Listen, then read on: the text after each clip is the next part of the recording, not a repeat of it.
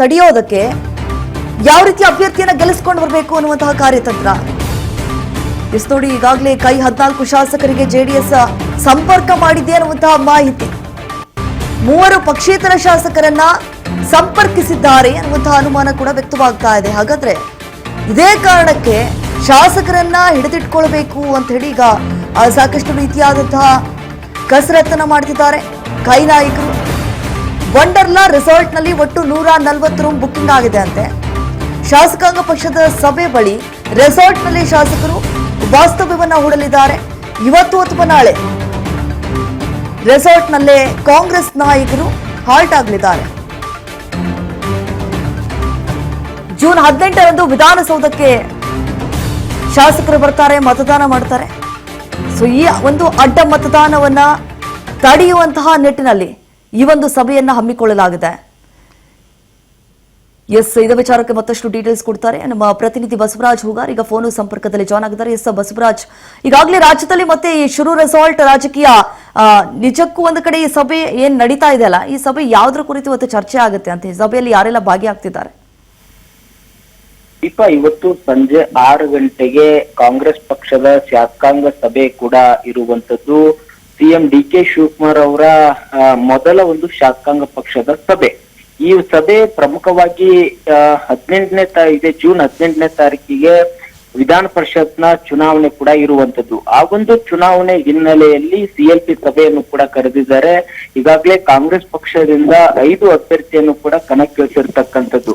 ಕಾಂಗ್ರೆಸ್ ಶಾಸಕರ ಸಂಖ್ಯಾಬಲ ನೋಡೋದಾದ್ರೆ 4 ಒಂದು ಅಭ್ಯರ್ಥಿಗಳು ಕೂಡ ಗೆಲ್ಲುವಂತದ್ದು. ಆದ್ರೆ 5ನೇ ಅಭ್ಯರ್ಥಿಗೂ ಕೂಡ ಬೇರೆ ಮತಗಳನ್ನು ಕೂಡ ಸೆಳೆಯುವಂತಹ ಒಂದಿಷ್ಟು ಸವಾಲು ಕೂಡ ಕಾಂಗ್ರೆಸ್ ಪಕ್ಷದ ನಾಯಕರಿಗಿದೆ. ಅದಕ್ಕೆ ವಿರೋಧ ಎಂಬಂತೆ ಕೂಡ ಅದಕ್ಕೆ ಟಕ್ಕರ್ ಕೊಡಬೇಕನ್ನುವಂತ ನಿಟ್ಟಿನಲ್ಲಿ ಜೆಡಿಎಸ್ ಪಕ್ಷದಿಂದಲೂ ಕೂಡ ಅಭ್ಯರ್ಥಿಯನ್ನು ಕೂಡ ಕಣಕ್ಕಿಳಿಸಿದ್ದಾರೆ. ಅವ್ರಿಗೆ ಶಾಸಕರ ಸಂಖ್ಯಾಬಲ ಇಲ್ಲದೆ ಇದ್ರೂ ಸಹಿತ ಕೆಲವಷ್ಟು ಮತಗಳನ್ನ ಅಡ್ಡ ಮತದಾನ ಮುಖಾಂತರ ತರುವಂತಹ ತಂತ್ರಗಾರಿಕೆಯನ್ನು ಕೂಡ ಜೆಡಿಎಸ್ ನಾಯಕರು ಕೂಡ ರೂಪಿಸಿದ್ದಾರೆ. ಅದಕ್ಕೆ ಬಿಜೆಪಿ ನಾಯಕರು ಕೂಡ ಬೆಂಬಲ ಇರತಕ್ಕಂಥದ್ದು. ಹಾಗಾಗಿ ಇದನ್ನೆಲ್ಲವನ್ನೂ ಕೂಡ ಅಡ್ಡ ಮತದಾನವನ್ನ ತಡೆಗಟ್ಟುವಂತ ನಿಟ್ಟಿನಲ್ಲಿ ಇವತ್ತು ಸಂಜೆ ಸಿಎಲ್ಪಿ ಸಭೆ ಕೂಡ ಡಿ.ಕೆ. ಶಿವಕುಮಾರ್ ಅವರ ನೇತೃತ್ವದಲ್ಲೂ ಕೂಡ ನಡೆಯುವಂತದ್ದು. ಹಾಗಾಗಿ ಇವತ್ತು ಸಂಜೆನೆ ಬಿಡದಿಯ ವಂಡರ್ಲಾ ರೆಸಾರ್ಟ್ಗೆ ಕೂಡ ಹೋಗುವಂತದ್ದು. ಎಲ್ಲಾ ಶಾಸಕರು ಸಹಿತ ಚುನಾವಣೆ ಹಾಗೂ 18ನೇ ತಾರೀಕಿನವರೆಗೂ ಕೂಡ ಅದೇ ಒಂದು ರೆಸಾರ್ಟ್ ನಲ್ಲಿ ಕೂಡ ಇರುವಂತದ್ದು.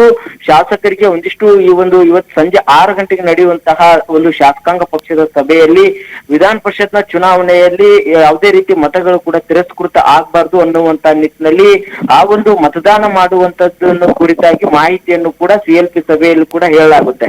ಅದರ ಜೊತೆಗೆ ಈಗಾಗಲೇ ಜೆಡಿಎಸ್ ಪಕ್ಷದಿಂದಲೂ ಕೂಡ ಒಂದ್ ಕಡೆ ಕಾಂಗ್ರೆಸ್ ಶಾಸಕರನ್ನ ಸಂಪರ್ಕ ಮಾಡಿದ್ದಾರೆ ಅನ್ನುವಂತಹ ಆರೋಪಗಳು ಕೂಡ ಕೇಳಿ ಬಂದಿದ್ದಾವೆ. ಹಾಗಾಗಿ ಶಾಸಕರು ಅಡ್ಡ ಮತದಾನ ಆಗ್ಲಾರದಂತೆ ಕೂಡ ಹಿಡಿದಿಟ್ಟುಕೊಳ್ಳುವಂತ ಪ್ರಯತ್ನದಲ್ಲಿ ಡಿ.ಕೆ. ಶಿವಕುಮಾರ್ ಅವರು ಬಹಳಷ್ಟು ತಂತ್ರಗಾರಿಕೆಯನ್ನ ರೂಪಿಸ್ತಾ ಇದ್ದಾರೆ. ಅದರ ಭಾಗವಾಗಿ ಎಲ್ಲಾ ಕಾಂಗ್ರೆಸ್ ಪಕ್ಷದ ಶಾಸಕರನ್ನ ಒಂದು ರೆಸಾರ್ಟ್ ನಲ್ಲಿ ಕೂಡ ಇರುವಂತೆ ಕೂಡ ಈಗ ಸೂಚನೆ ಕೊಟ್ಟಿದ್ದಾರೆ. ನೇರವಾಗಿ 18ನೇ ತಾರೀಕಿನ ಮತದಾನ ನಡೆಯುತ್ತೆ. ಆ ಒಂದು 18ನೇ ತಾರೀಕಿನಿಂದಲೂ ಕೂಡ ನೇರವಾಗಿ ರೆಸಾರ್ಟ್ ನಿಂದ ಒಂದು ವಿಶೇಷ ಬಸ್ ಮುಖಾಂತರ ವಿಧಾನಸೌಧಕ್ಕೆ ಬಂದು ಮತದಾನ ಕೂಡ ಎಲ್ಲ ಶಾಸಕರು ಕೂಡ ಮಾಡ್ತಾರೆ.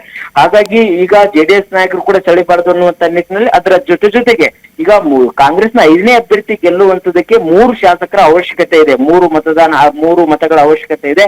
ಅದನ್ನು ಕೂಡ ಒಂದು ಆತ್ಮವಿಶ್ವಾಸದ ಮತಗಳನ್ನ ಸೆಳೆಯುವಂತ ಪ್ರಯತ್ನವನ್ನು ಕೂಡ ಕಾಂಗ್ರೆಸ್ ಪಕ್ಷದ ನಾಯಕರು ಕೂಡ ಮಾಡುವಂತಹ ತಂತ್ರಗಾರಿಕೆ ರೂಪಿಸಿದ್ದಾರೆ. ಅದಕ್ಕೆ ಡಿ.ಕೆ. ಶಿವಕುಮಾರ್ ಅವರು ಕೂಡ ಸಾಕಷ್ಟು ಪ್ಲಾನ್ ಅನ್ನು ಕೂಡ ಮಾಡಿಕೊಂಡಿದ್ದಾರೆ ಅನ್ನುವಂಥದ್ದು. ಹಾಗಾಗಿ ಈ ಎಲ್ಲಾ ಒಂದು ತಂತ್ರಗಾರಿಕೆಯ ರೂಪದ ಭಾಗವಾಗಿ ಒಂದು ರೆಸಾರ್ಟ್ ರಾಜಕಾರಣ ಕೂಡ ಶುರು ಆಗಿರ್ತಕ್ಕಂಥದ್ದು. ದೀಪಾ. ಎಸ್ ಬಸವರಾಜ್, ಈಗ 3 ಪಕ್ಷೇತರ ಶಾಸಕರನ್ನ ಸಂಪರ್ಕಿಸಿದ್ದಾರೆ ಅನ್ನುವಂತಹ ಅನುಮಾನ ಕಾಂಗ್ರೆಸ್ ನಾಯಕರದ್ದು. ಸೊ ಅವರನ್ನು ಯಾವ ರೀತಿ ಹಿಡಿದಿಟ್ಕೊಳ್ಬೇಕು ಅನ್ನುವಂತಹ ರಣತಂತ್ರಗಾರಿಕೆನ ಹೆಣಿತಿದ್ದಾರೆ ಇಲ್ಲಿ ಡಿ.ಕೆ. ಶಿವಕುಮಾರ್ ಅಂತ ಹೇಳಿ?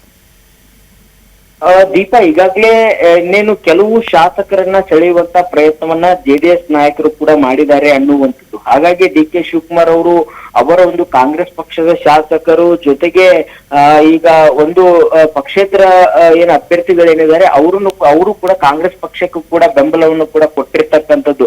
ಹಾಗಾಗಿ ಅವ್ರನ್ನೂ ಕೂಡ ವಿಶ್ವಾಸಕ್ಕೆ ತೆಗೆದುಕೊಳ್ಳುವಂತ ಪ್ರಯತ್ನವನ್ನ ಮಾಡಿ ಅವರು ಕೂಡ ಯಾವುದೇ ಕಾರಣಕ್ಕೂ ಕೂಡ ಕಾಂಗ್ರೆಸ್ ಅಭ್ಯರ್ಥಿಗೆ ಮತವನ್ನ ಹಾಕ್ಬೇಕು ಹೊರತು ಜೆಡಿಎಸ್ ನ ಯಾವುದೇ ನಾಯಕರಿಗೆ ಕೂಡ ಸಂಪರ್ಕಕ್ಕೆ ಸಿಗಬಾರದು ಅನ್ನುವಂತ ನಿಟ್ಟಿನಲ್ಲಿ ಕೂಡ ಅವ್ರನ್ನ ಹಿಡಿದಿಟ್ಟುಕೊಳ್ಳುವಂತ ಪ್ರಯತ್ನವನ್ನು ಕೂಡ ಡಿ.ಕೆ. ಶಿವಕುಮಾರ್ ಅವರು ಮಾಡಿರ್ತಕ್ಕಂಥದ್ದು. ಹಾಗಾಗಿ ಅವರು ಸಹಿತ ಈ ಒಂದು ಬಿಡದಿಯ ರೆಸಾರ್ಟ್ಗೆ ಕೂಡ ಬರುವಂತ ಎಲ್ಲ ಸಾಧ್ಯತೆ ಕೂಡ ಇದೆ. ಅವ್ರನ್ನೂ ಸಹಿತ ನೇರವಾಗಿ ಮತದಾನ ನಡೆಯುವಂತಹ ದಿನದಂದೇ ಕೂಡ ವಿಧಾನಸಭೆ ಕರೆತರುವಂತಹ ಪ್ರಯತ್ನಗಳು ಕೂಡ ನಡೀತಾ ಇದ್ದಾವೆ. ಅದರ ಜೊತೆಗೆ ಡಿ ಕೆ ಶಿವಕುಮಾರ್ ಅವರು ಕೆಲವೊಂದಿಷ್ಟು ಒಂದು ಶಾಸಕರು ಅಂದ್ರೆ ಬಿಜೆಪಿಯಿಂದ ಉಚ್ಚಾಟಿತ ಆಗಿರ್ತಕ್ಕಂಥ ಶಾಸಕರನ್ನು ಸಹಿತ ಸೆಳೆಯುವಂತ ಪ್ರಯತ್ನ, ಅವರ ಮತಗಳು ಸಹಿತ ಕಾಂಗ್ರೆಸ್ ಪಕ್ಷದ ಅಭ್ಯರ್ಥಿಗೆ ಸೆಳೆದುಕೊಳ್ಳಬೇಕು ಅನ್ನುವಂತ ನಿಟ್ಟಿನಲ್ಲಿ ಕೂಡ ಅವ್ರದೇ ಆಗಿರ್ತಕ್ಕಂಥ ಕೆಲವೊಂದಿಷ್ಟು ತಂತ್ರಗಾರಿಕೆಯನ್ನ ರೂಪಿಸ್ತಾ ಇದ್ದಾರೆ. ಈ ಒಂದು ನಿಟ್ಟಿನಲ್ಲಿ ಅವರ 5ನೇ ಅಭ್ಯರ್ಥಿಯನ್ನು ಕೂಡ ಕಣಕ್ಕಿಳಿಸಿರ್ತಕ್ಕಂಥದ್ದು. ಆ ಬಗ್ಗೆ ಇನ್ನೂ ಕೂಡ ಬಿಟ್ಕೊಟ್ಟಿಲ್ಲ ಡಿ ಕೆ ಶಿವಕುಮಾರ್ ಅವರು. ಒಂದಿಷ್ಟು ರಾಜಕಾರಣ ಒಂದು ಚದುರಂಗ ಇದ್ದಂತೆ ಅನ್ನುವಂತ ಹೇಳಿಕೆಯನ್ನು ಕೂಡ ಡಿ ಕೆ ಶಿವಕುಮಾರ್ ಅವರು ಕೊಟ್ಟಿರ್ತಕ್ಕಂಥದ್ದು. ಹಾಗಾಗಿ ಅವರ ಒಂದು ಶಾಸಕರು ಸೆಳೆಯುವಂತ ಪ್ರಯತ್ನವನ್ನು ಕೂಡ ನಡೀತಾ ಇದ್ದಾರೆ. ತಮ್ಮ ಒಂದು ಬೇರೆ ಶಾಸಕರು ಸೆಳೆಯುವಂತ ಪ್ರಯತ್ನದಲ್ಲಿ ಕೂಡ ಡಿ ಕೆ ಶಿವಕುಮಾರ್ ಅವರು ಇರುವಂತದ್ದು. ದೀಪಾ. ಎಸ್ ಬಸವರಾಜ್ ಹೋಗರ್, ಥ್ಯಾಂಕ್ ಯು ತಮ್ಮ ಮಾಹಿತಿಗಾಗಿ.